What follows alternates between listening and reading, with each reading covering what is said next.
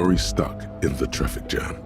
This big, heavy Grad-made machine is well kept for such an old machine.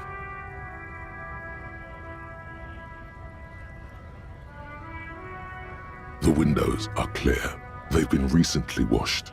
You can see a lorryman's cabin with personal belongings, stickers, insignia.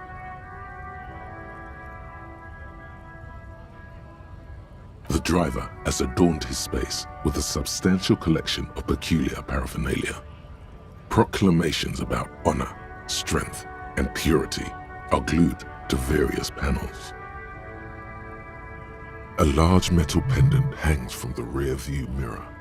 The pendant features a sun crowned with wavy rays.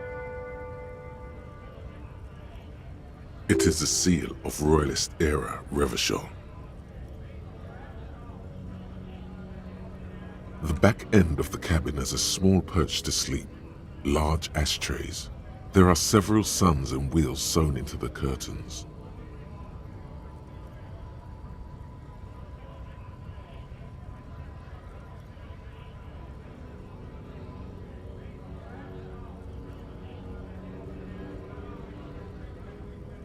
A book with ragged edges catches your notice. The front cover features a large, muscular man. The title reads, Man from Eamdal in the Lost City of the Pygmies.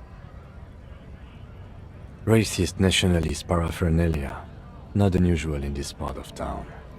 This is our guy.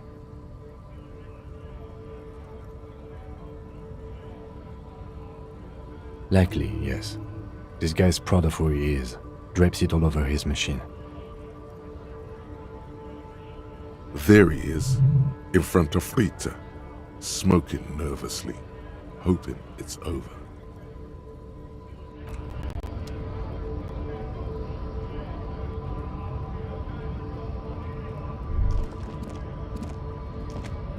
A Stars Ryko, one of the finest Zhimsk-made motor carriages ever. An oldie but a goldie. Not many people outside of Grad, and Revachol West too, it appears. Bulky frame, heavy, hardy, looks like a tractor.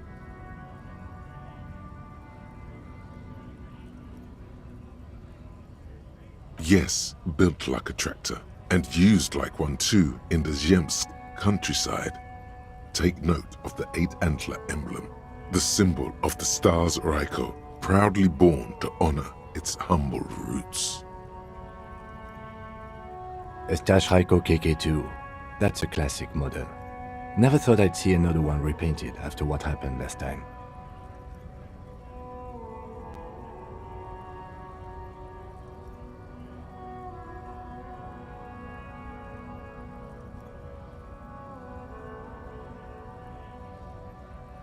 No, only that the motor carriage is typically baby blue, the colors of Sigismund the Great, an ancient Zemsk ruler. His banners were famously zephyr and white, the colors of the Stars Ryko.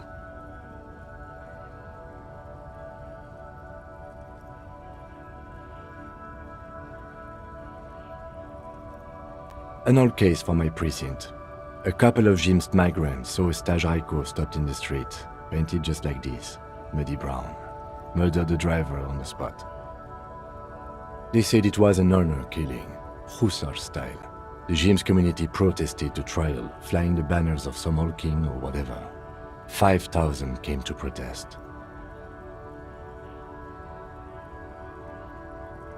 Correction, 4,395, the fourth largest public protest of a criminal trial in Revachol.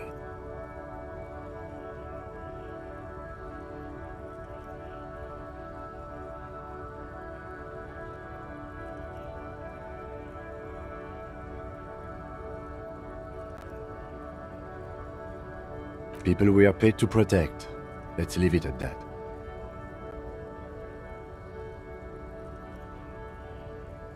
Four years for murder in Reunion.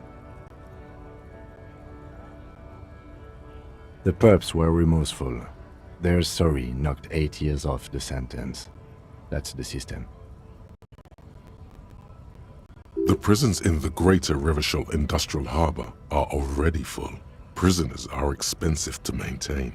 The longer the sentence, the larger the cost. I try to avoid drawing far-gone conclusions like these before actually examining the body, but my initial guess is the two are unrelated.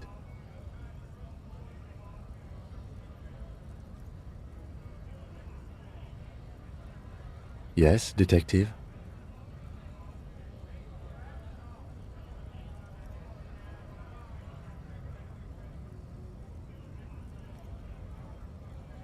You sure you're not Jimsk? Yes, you're sure you're not. Or if you are, it's only in that Revacholian way. 4 to 5% maximum.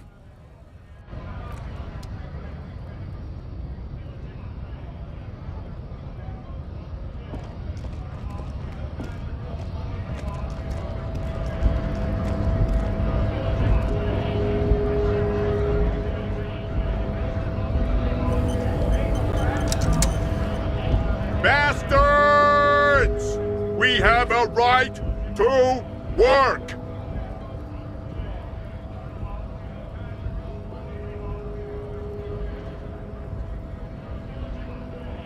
Hold up and stay frosty, everyone. Cops are here. You here to fuck with us? Beat the honest worker down.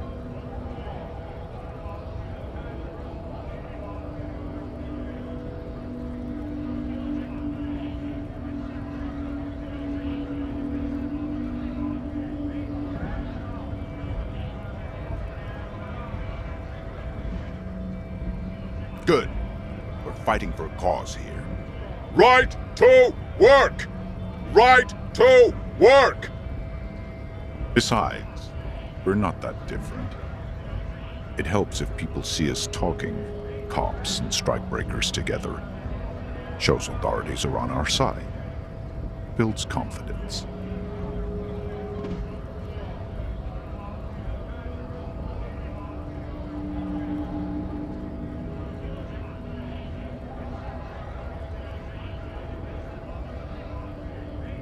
Rights of people, rights of workers, to have gainful employment, to make a salary, and feed their families.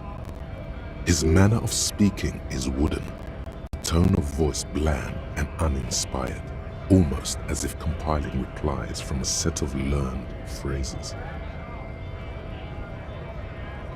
Maybe you should ask them the questions, like why we're not allowed to make a living here. Shame on you! We have families to feed, you piece of shit.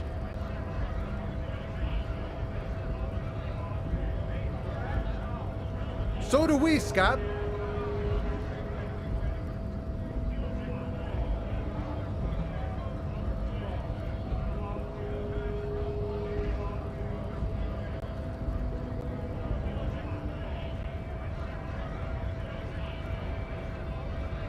When a bunch of ungrateful, lazy cockroaches can't get their act together, decide to block honest work for other people.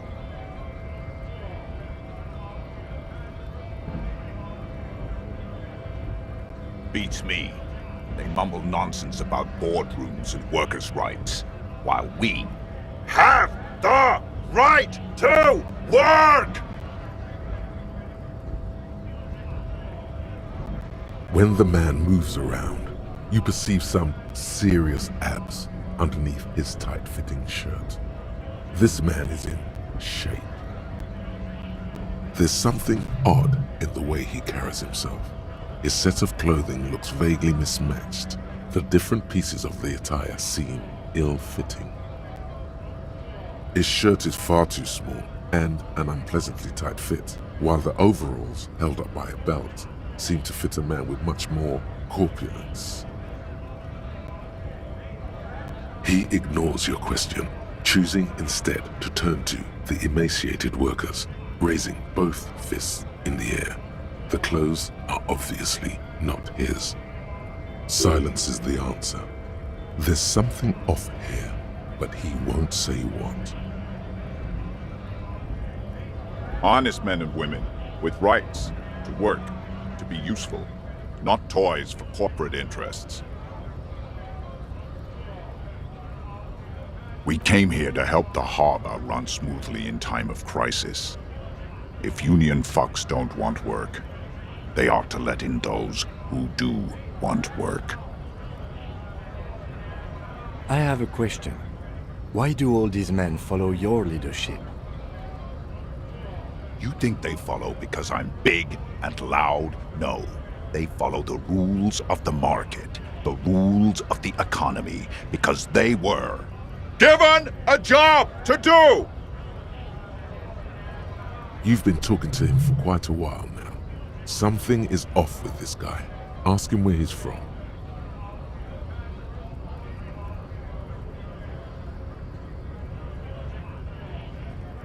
We were promised work. We'd be in there, working, if the bastards hadn't shut the gates.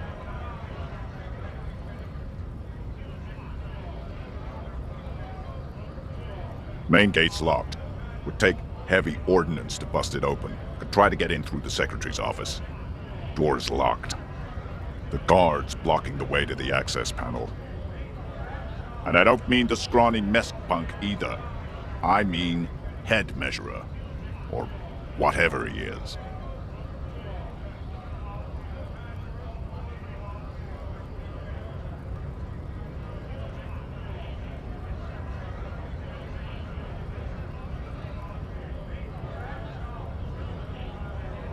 Huge Seminese guy standing up there on the overhead passage.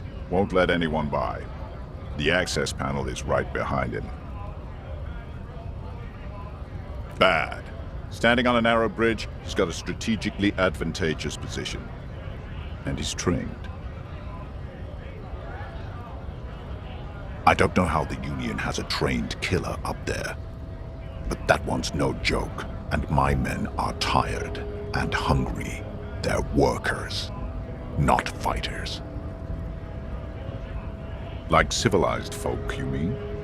These native fucks don't understand civilized. It would be better for the neighborhood if you went home, at least for now, if you can't get in anyway. No! They will give up eventually. Or get drunk. Leave the button unguarded. Then we charge.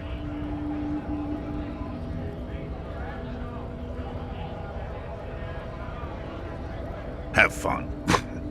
Union shits are on full strike. Don't think they're going to let you through the gates. You trying to meet their fat boss?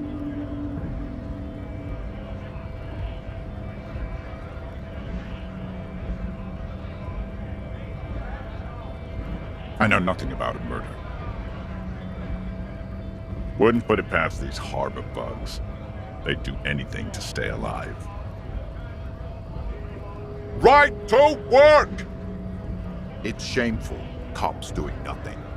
You should bring backup, open up the gates for us.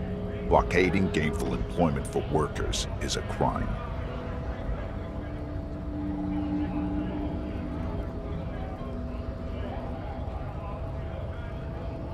Why not? I see numerous reasons not to pick a side in this local matter. Pity. Let us work!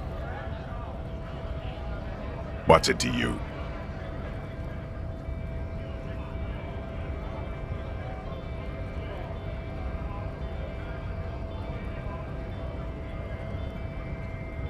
Am I a suspect? Done no crimes. I only fight for the rights of people. Every once in a while, it's like you can see glimpses of another guy under the guise of this fighter for jobs. He seems a more brutal, cunning, and suspicious person. Just a hunch. Or you just might be paranoid.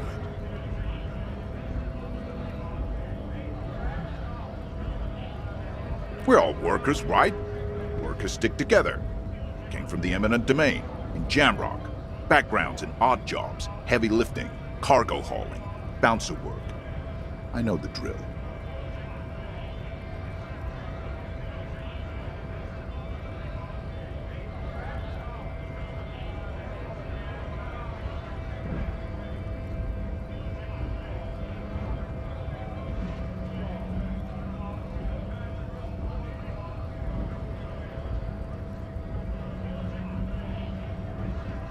Worked at Territorial. Ring a bell?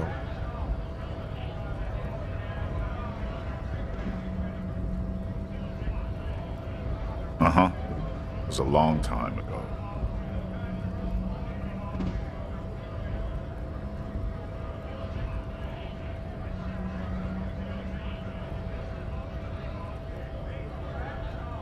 What's it to you? Am I a suspect? Every once in a while, it's like you can see. We're all workers, right? Workers stick together. Came from the eminent domain, in Jamrock. Backgrounds in odd jobs, heavy lifting, cargo hauling. Worked at Territorial. Ring a bell? We're done here. I have a strike to break.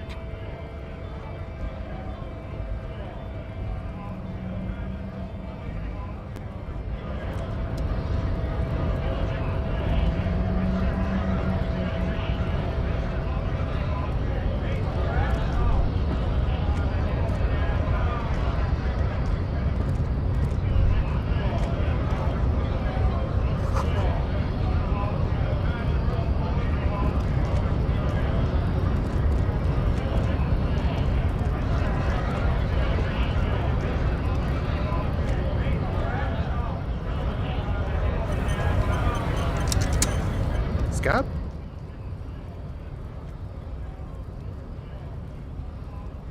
You're hazy on the notion of a scab. Smells like politics, though. Maybe it's got something to do with the flask he reaches for from time to time.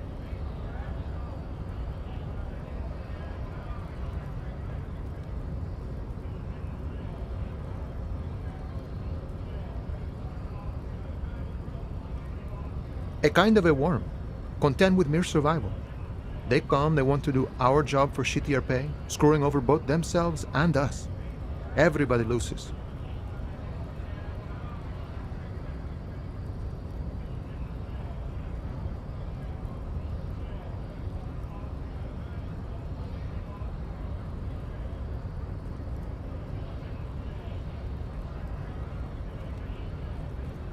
Beats me. Somewhere in the ground, I think. Gotta be bloody stupid or freaking evil to scab. Or I guess scared, maybe. But scared of what? Of who?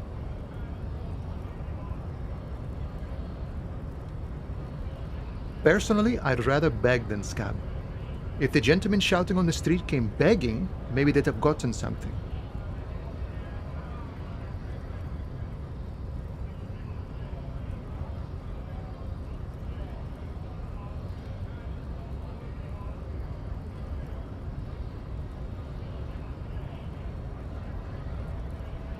We've explained the matters, but they don't listen. This lot would be reasonable and go home if the big guy wasn't riling them up all the time.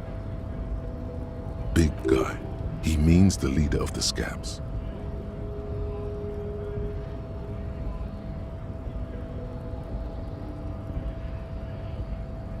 I was just messing with you. No one's ever seen a cop scab. Imagine, you cops going on a strike, but then another cop comes in and says, "Let us cop for less money."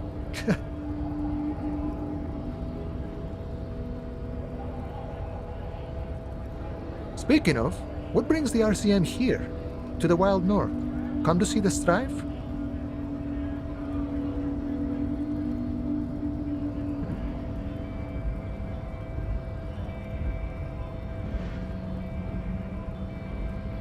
You know, serious business. I'm sure the big boss will be glad to tell you. You'll have to ask him first. He's a chatty guy. Wants to talk about the strike too. Just can't break the command structure and tell you now.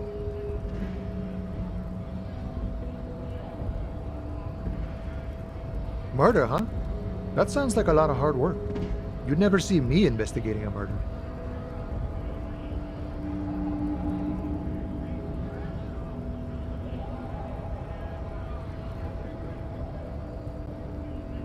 Of course, Policia. It wasn't me. You can rule me out. Easier that way. He didn't do it. It's the truth.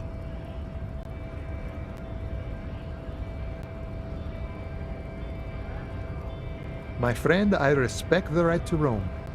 The open range awaits. I don't operate in that capacity. I'm not a granter of passage. The passage grants itself. If it's so simple, why did the scab leader warn you of the guards blocking the way? I walk right past Measurehead and go in.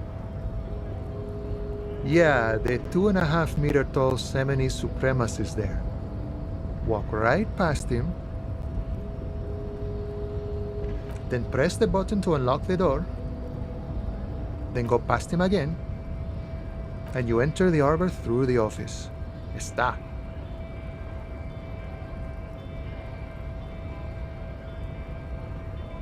Don't worry, I'm sure it's not completely impossible. For example, you could best Measurehead in a physical confrontation. Or you could convert to a Semini Supremacist worldview. Or, maybe it actually is completely impossible.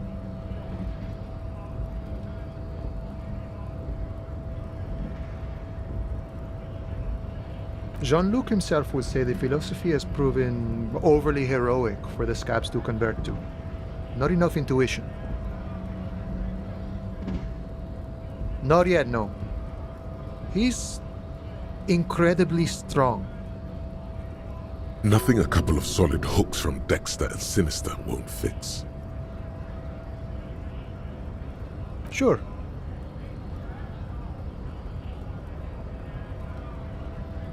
Sure thing, my friend. I can help you out.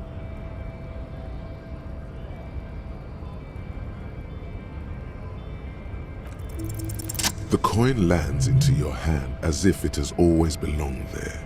The swallow returns.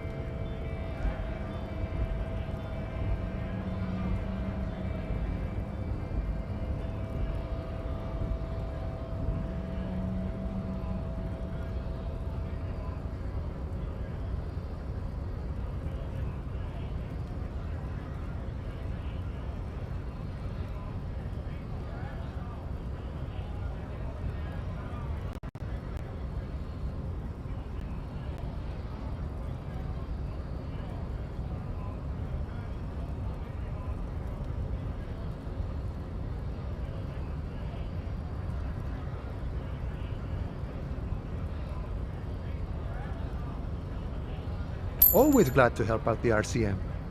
Shame I can't do more. Things are meager at the moment due to... You know, the winter's fat is slowly running out and all. Still better than scabbing, though.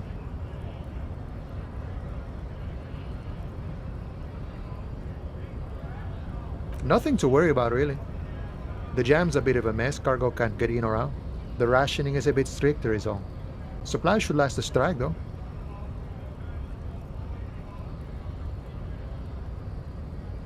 Aye, you lost me there, Honcho. But it's okay as long as you're not a sorry-ass scab.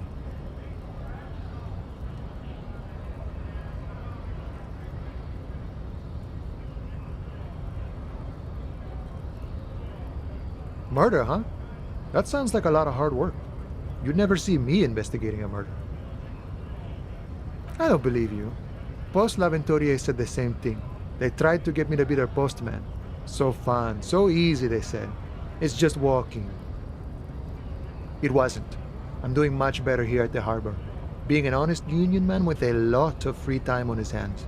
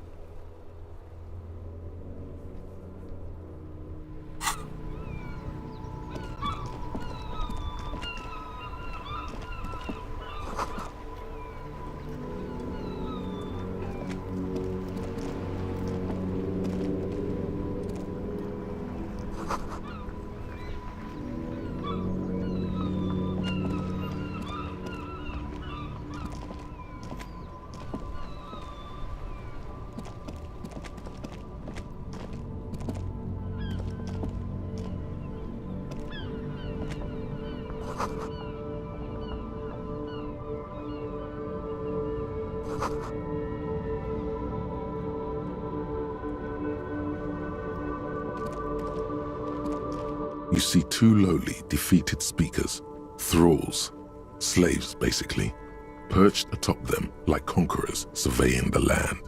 A pair of found, durable wear sneakers, Ultra series. I can see you've a taste for luxury, officer. Can't keep your eyes off those sneakers? A pair of found Ultras. The design is impossibly sleek and simple. A futuristic silhouette with a sleek monochrome colorway, a jet black upper, and a silver-lined midsole. Those sneakers, mister. Those sneakers are the latest found sneakers. Super air, super fine, super cool. Only 50 real. Only? That's madness. Fun Ultra. Wear the future. You remember the slogan from some magazine.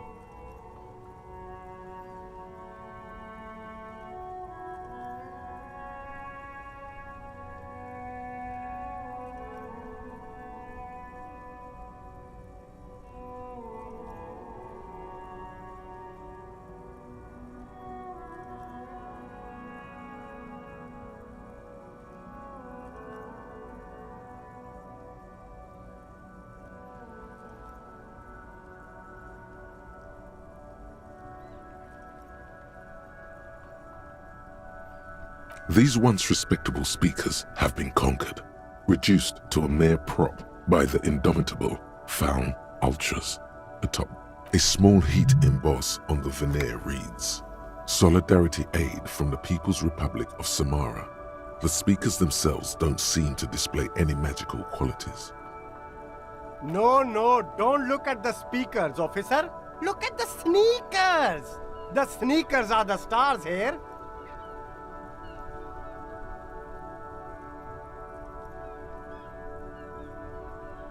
Then look at them again. These are the premium lifestyle sneakers, officer. The best on the market. These once a small heat. No, don't look at the speakers, officer. Look at the sneakers. These, officer? These speakers are Samaran garbage. I'm ashamed to even use them for props. Don't waste your time on them. Samaran trash. That sounds like they're from the Samaran People's Republic, produced under the dictatorship of the proletariat.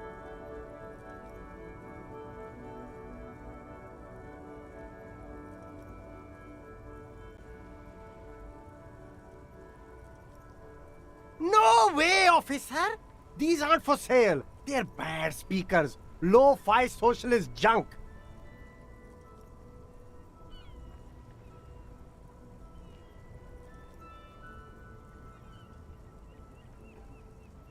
Well, if you want them... But see, they are the pedestal for my sneakers. If I let go of the speakers, where will the sneakers go? I can't leave premium lifestyle sneakers on the ground. If, on the other hand, you wanted to buy the sneakers too, I could maybe throw in the speakers for little extra. 50 cents? Damn, so you have to buy the sneakers first.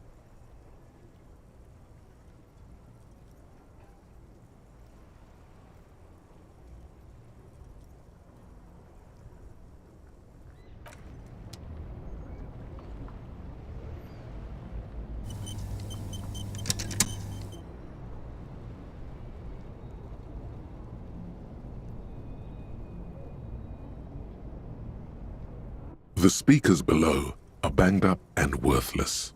The sneakers triumph over them. They're the star of the show.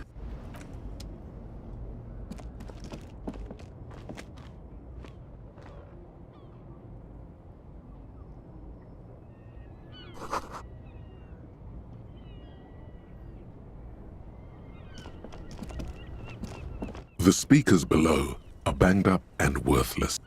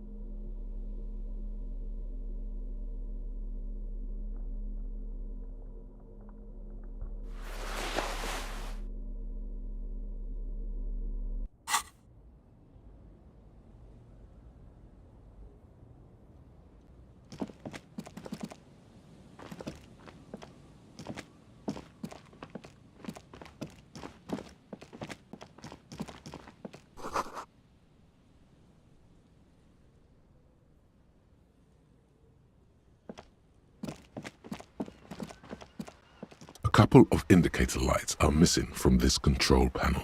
Loose wires dangle from the now vacant holes. In the middle is a lever. Beneath it, a small metal plaque. This panel usually closes the waterlock, turning it into a bridge that lets you cross the canal. But there's a crashed salmon and butter sign in the way. Pulling the lever probably won't do anything. You pull the lever all the way up until the metal clicks against the contact pins. You hear a soft clunk. Then, nothing happens. A spring brings the lever back to its original position. You still need to close the waterlock to get across the canal some other way.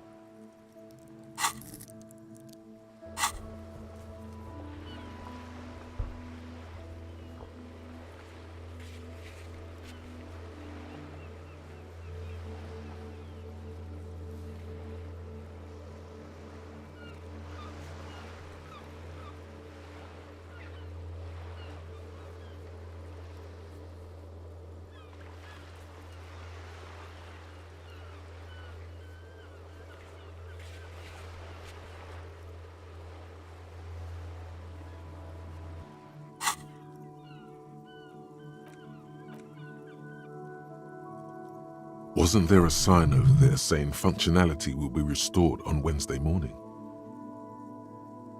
You pull the lever all the way up until the metal... Nothing happens. A spring brings... Wasn't there a sign over there saying...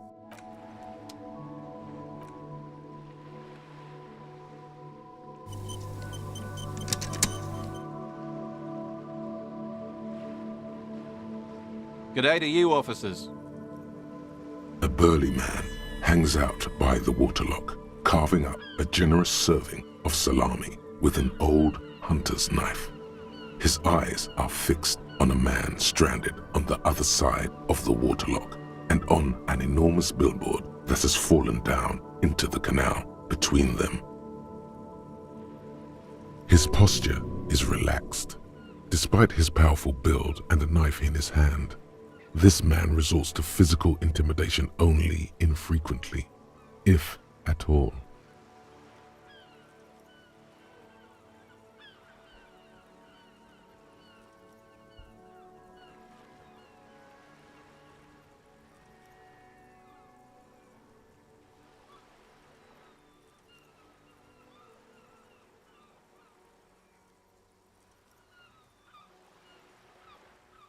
My friend Barry the Butcher is stuck on the other side of the waterlock. I'm keeping him company and eating his salami. From the corner of your eye, you see a man in a yellow shirt and grey overalls waving at you from across the canal. He seems disappointed about the wreckage on the waterlock and the salami. Very good stuff. Anything I can do for you, officer?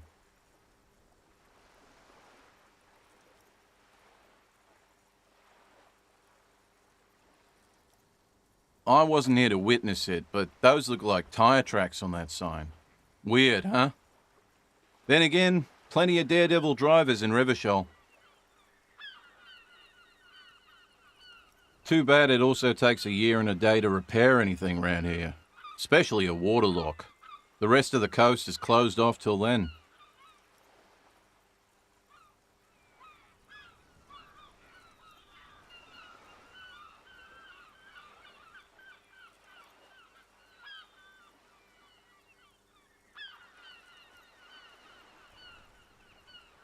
It's supposed to operate the waterlock, but as noted, it's all junk right now. Disabled because of the blockage.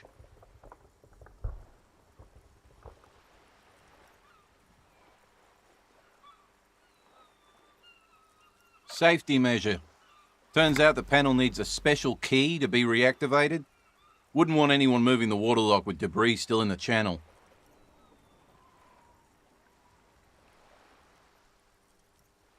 It'll be restarted on Wednesday morning. You want to do the honors when the time comes?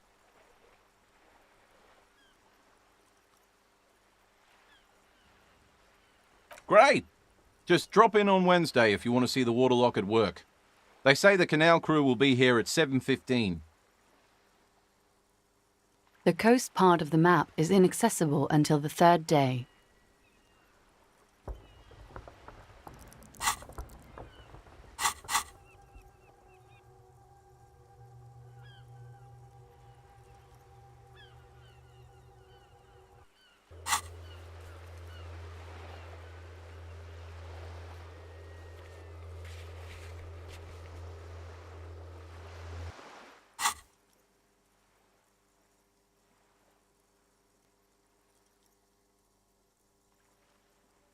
Well, there's the fishing village, an abandoned fish market, a bizarro church.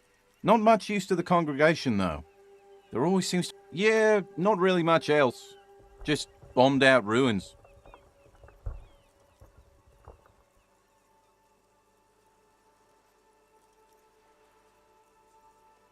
Sure thing.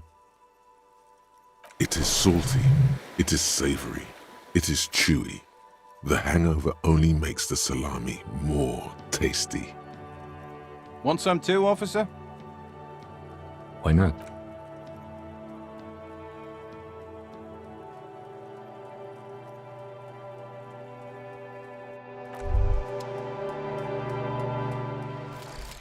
Lonesome, long way home.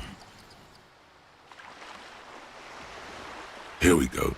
Home awaits. Walk past Station 41 and through the market, past the Boogie Street spearhead to the other side of the lake, the frozen eye at the center of the district. Then past the video rental store on the corner. There, at the end of a street lined with pine trees, a small house no larger than a matchbox, 11 Voyager Road. You no longer live there. Those times are gone. And so are those people. Why did you come here? Why are you still here? And where's the dealer? You have to get back to work. That's all you have now.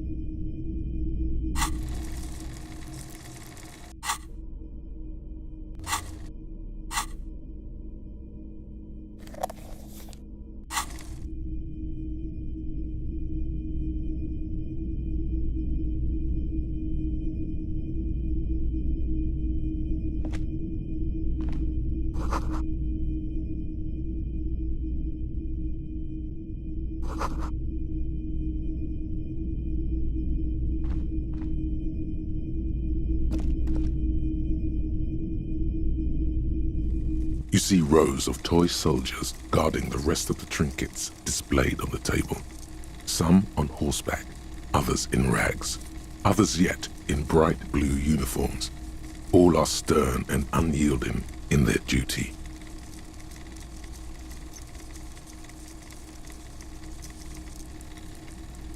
Big men on big horses, clad in lamella armor and carrying flintlocks, the kind that would mow down a line of enemy soldiers in the blink of an eye. I used to be very serious about my Franco-Nigerian knights. They're not all blue. These figurines also wear gold coats and caps, complemented by orange trousers. They are variously posed, wielding swords and rifles with bayonets. Which ones? Ah, those. Yes, they are. I find the paint job a bit gaudy, but children like the bright colours indiscriminately.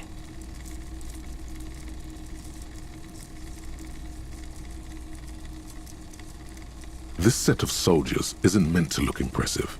A few have rifles, but most of them carry pistols. Some even shovels and tall sticks. You're probably talking about the revolutionaries, yes?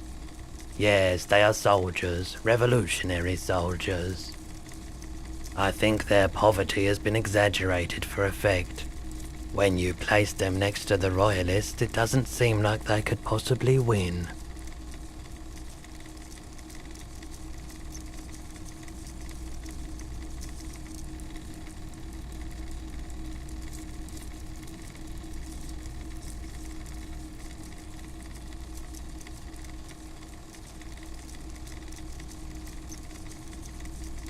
Maybe. Why? What's this? A headless man riding a horse? A headless man wearing futuristic tracksuit trousers that say found.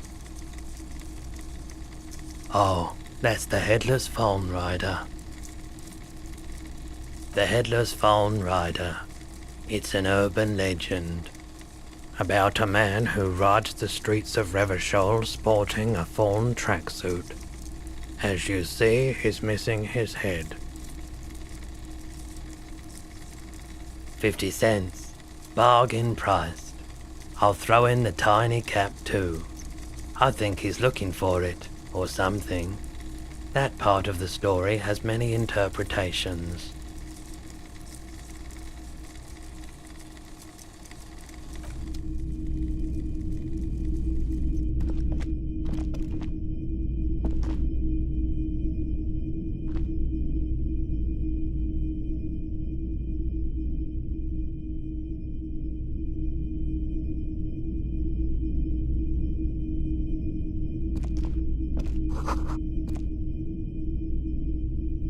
A typical Martinez streetlight sits among assorted floor and table lamps.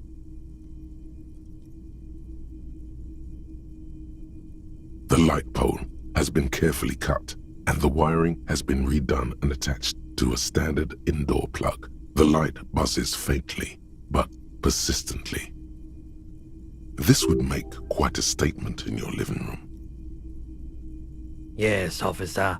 As you see, it's in perfect working order. His manner is casual, but his speech is careful, measured. He wants you to know that he has nothing to hide. It was brought to me to be altered. We are not here to investigate the theft of city property. You have to admit it's rather clever what he's done with it.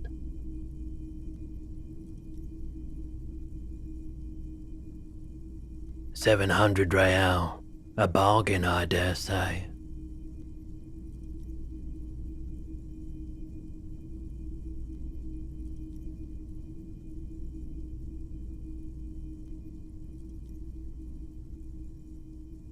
Hey, I don't know where it came from, but it's not every day you get to buy and sell something so extraordinary.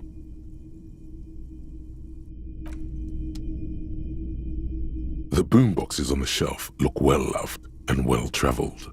Chipped, dented, they stare at you with the unblinking eyes of their tape reels. One especially catches your eye. Deep gold and amber plastic with a big old handle on top. A classic boombox that says Stereo 8 approved. Just make sure it works before you buy it.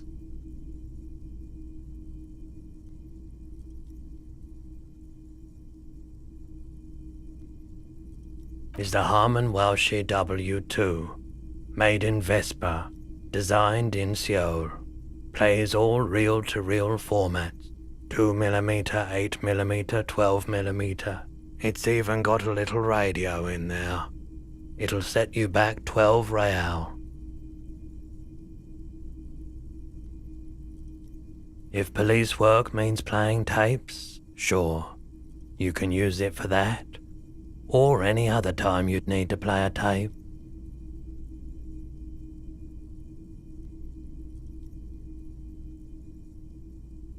Absolutely. I've tested each one myself with recordings of speech, found sounds and music from a variety of genres, even though I don't really like music.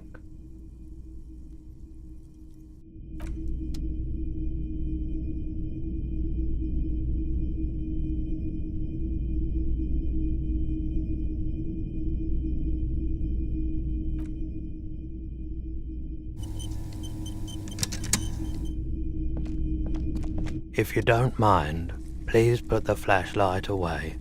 Some of us have photonic sensitivities. Photonic sensitivity is not generally acknowledged by the medical establishment. I do appreciate it.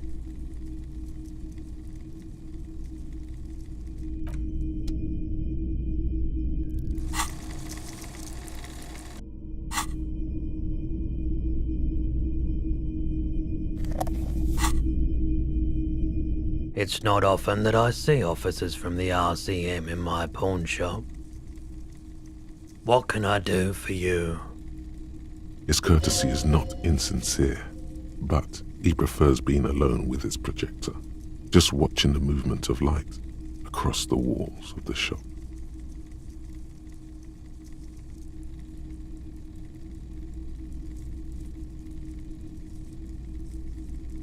Oh no, not at all. I guess I haven't had many customers lately, RCM or otherwise. Who are your customers usually? All kinds of people come through here. Locals, travelers, people looking for a deal, people looking for a keepsake, people who are terminally bored. As you can see, I have a wide selection of goods for everyone to choose from.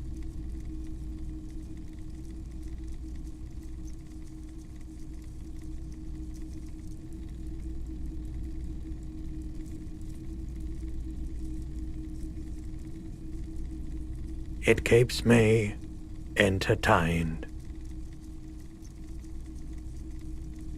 He's well composed, but underneath it you sense psychedelic processes bubbling. Some kind of drug, maybe. Entertained? He might be high. If he is, on what?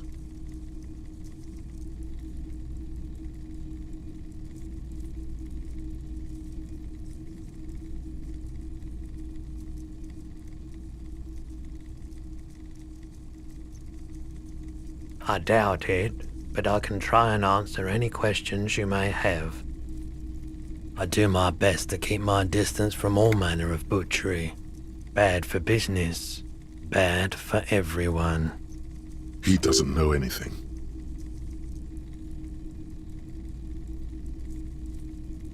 The pawnbroker's gaze is already fixed on the dancing colors.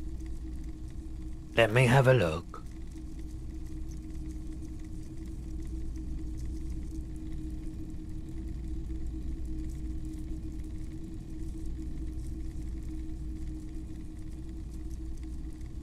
I'm not purchasing any more clothing at the moment.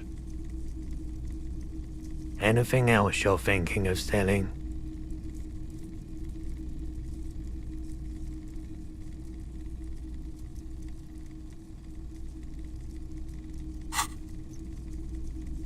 Another time, perhaps.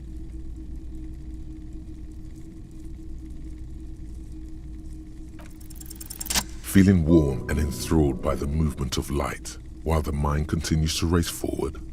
Lucky bastard, he's probably on Parolidon. It's tough to come by on the street. A drug developed by the military to treat and prevent radiation sickness. It has psychedelic side effects, and it makes your eyes turn yellow.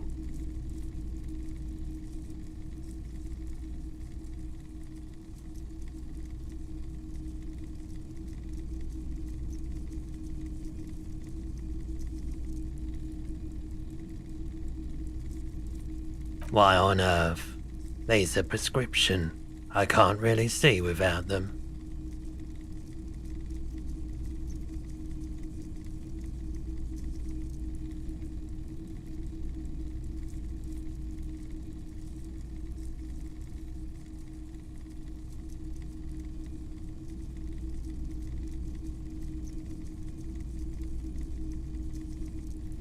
Parolidon is just something since the People's Power disaster. I was with the Emergency Relief Brigade. Had to take it for radiation sickness. He's taking it for mental and emotional, not physical pain these days.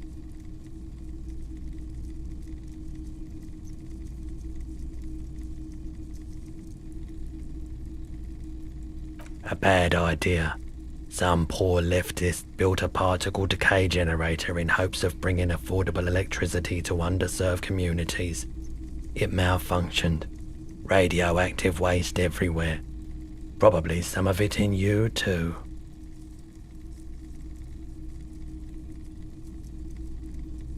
The People's Pile was a Type U particle decay generator that failed immediately after entering service, releasing radioactive waste into River Esperance.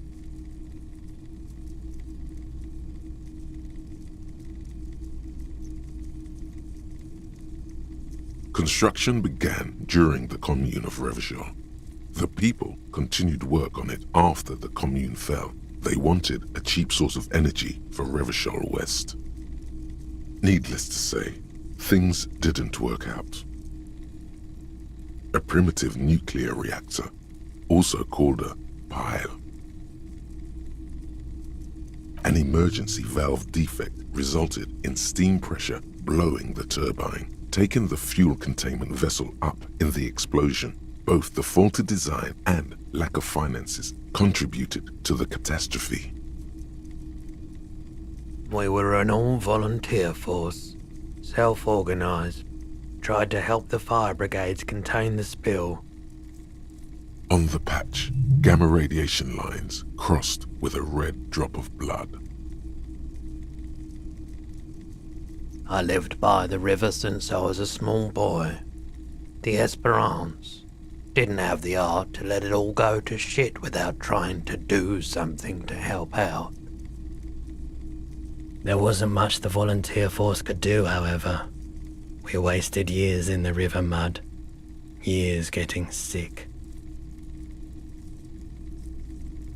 There's a reason why everyone's tried to forget any of it ever happened, and why no one has tried to repair or replace the pile. So much disappointment, and early deaths. Cancer mostly. And we knew all that was coming even as we were cleaning up as best we could.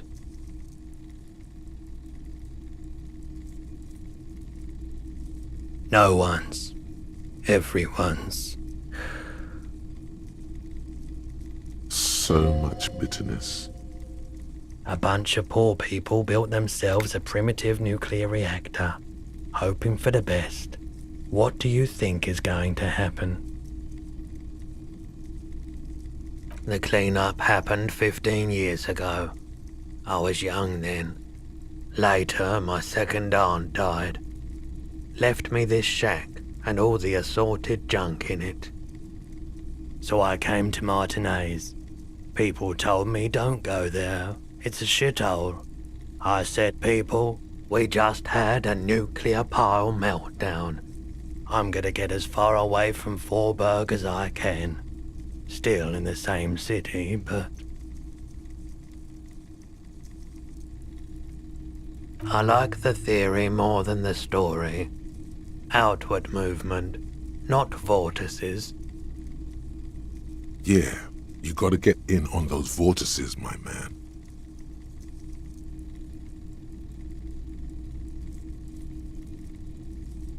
Have you tried it before? The lieutenant steps away, pretending to admire some of the knickknacks on display. Looks like he doesn't want to get involved. He won't be your knock, but he won't be thrilled about this either.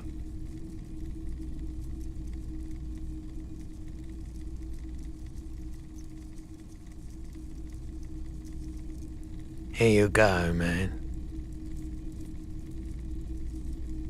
Yes, darling. That's the coalition government ordained Parolidon. Straight into your gut. Of course.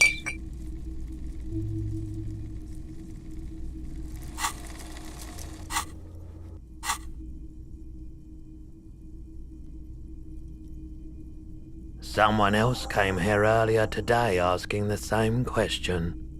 I promptly sold her the gun you pawned a couple days back.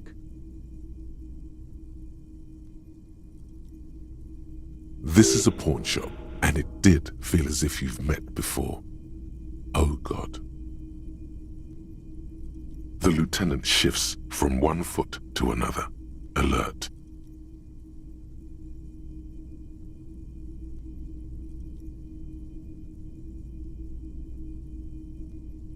She didn't seem like a policeman, although she kept referring to herself as a pig, which was odd.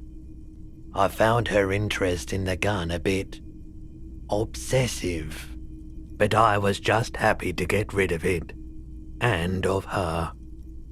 Truth be told, she was terrifying. Right, so let me get this right. You sold your sidearm, issued by the citizens' militia, and now a civilian is running around the streets of Martinez with it?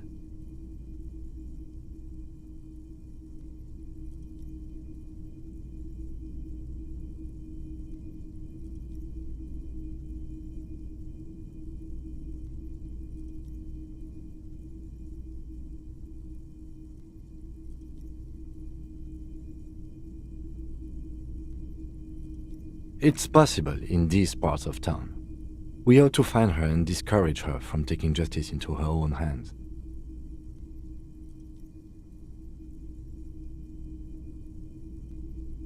My apologies, officer, but I have no idea where she was coming from or where she went. A needle in a haystack. There is nothing you can do about it now. You'll just have to hope you luck upon her somehow.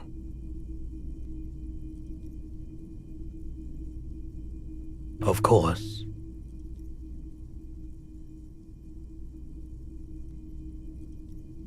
Sure thing. Sure, man.